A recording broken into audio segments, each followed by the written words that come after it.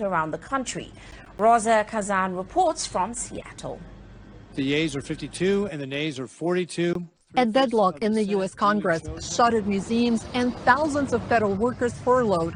But the ongoing government shutdown is felt far beyond Washington, D.C., including the state of Washington.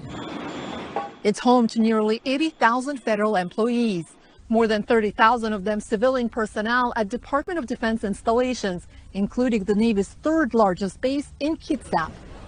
Most civilian federal workers are furloughed, but the Transportation Security Administration, or TSA, officers at Seattle-Tacoma International Airport and air traffic controllers must still show up for work without getting paid.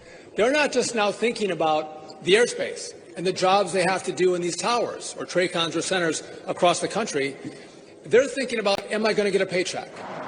The shutdown is also hitting the state's National Forest personnel, with at least one ranger station scaling back operations. This office will be closed on Mondays due to the lapse in government funding. And while most of Washington's national parks remain open, tourists hit closed doors at Seattle's Klondike Gold Rush National Historical Park. And we said, wow, we could go to the Klondike Museum, let's go over and visit. And sure enough, it's closed. So have to come back another day. Really disappointed. Came all the way from Albany, New York as well. Just a few blocks away, workers at the Internal Revenue Service and other federal agencies say they're unsure how long funding will last. We won't know until tomorrow because it runs out tomorrow.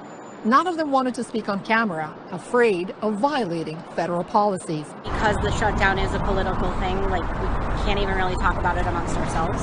And after months of federal job cuts under the Trump administration, some say they feel defeated. Those of us who want to talk about it are kind of just tired and pissed off, and we're trying to keep our heads down and keep our jobs because we like doing our jobs. We have a lot of things that we're going to eliminate. The White House says more federal jobs could end up on the chopping block due to the shutdown, a threat economist Dave Reich says that adds to the anxiety. I think if I was a federal worker, it'd be very different if I thought, well, this is going to go on for a couple of weeks and then I go back to work just like normal and I'm going to get paid for the time I was off, so not a big deal. But if you actually might lose your job, that's a real threat.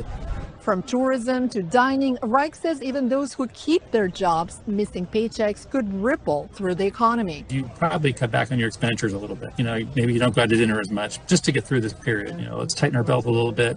And of course, what that means for the economy is less spending on everything. As the U.S. government shutdown stretches to a second week, the cost to American workers and the economy will depend on just how long the standoff continues.